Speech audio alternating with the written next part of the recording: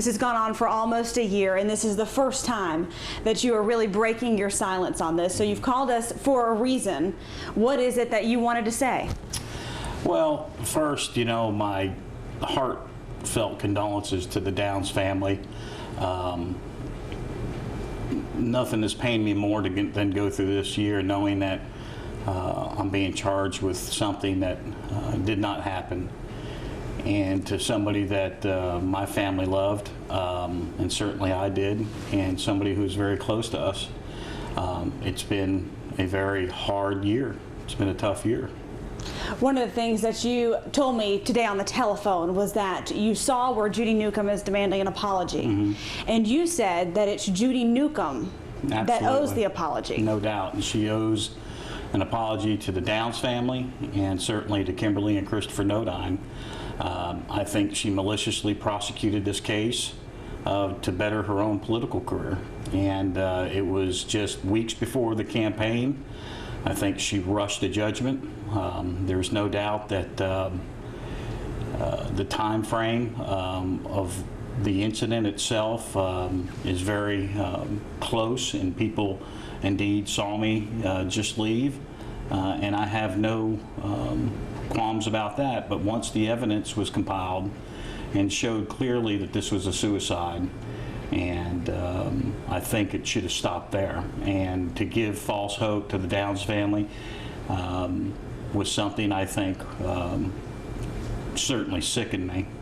Certainly after I was indicted by a grand jury, which I think Judy Newcomb rushed everything possible to in front of them and had no clear evidence. If you remember, first there was blood on the truck, then there was not blood on the truck. Then there was supposedly a camera that was working, and then there was not a camera that was working. And then Sheriff Hossmack came out and said that there indeed might have been a videotape of it. So all contradictory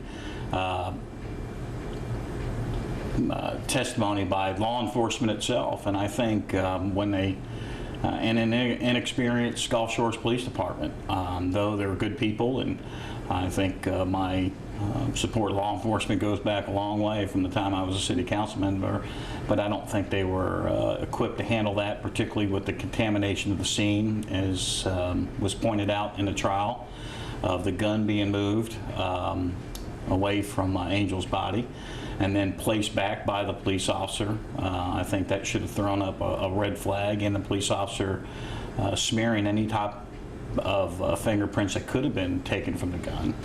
Talking about the scene there, because you've actually opened up a few questions that I had in mind there, but one of the things you said was that neighbors put you there at the scene in the neighborhood, and we heard that testimony in the first trial. The neighbors said they heard a gunshot, then they saw your county truck fleeing, and some said speeding out of the neighborhood.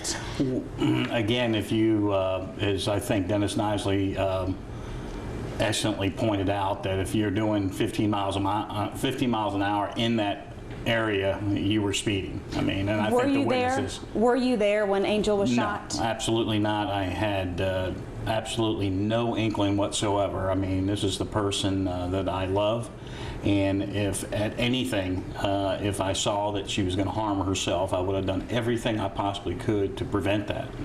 Did you hear a gunshot? No. No, did not hear a gunshot. Again, my radio was on, my air conditioner was running, and these are things, obviously, that I went over a million times in my head, trying to piece together how this, you know, could have happened. With, obviously, there's a tight turn in there. You've been to the scene. The fireman that Mr. Trying to think, I can't think of his name. I don't remember his name either, but I do know who you're talking about. The fireman who came out and immediately came out and saw and pointed with my truck down the road. It's obvious that this happened at a split second, and it's just a tragic situation. But I think through that process, and once things were compiled, and I believe that as this goes further, you'll hear from some of Judy's staff and investigators that you know, sometimes it takes 6 months to get things like this in front of a grand jury, let alone a week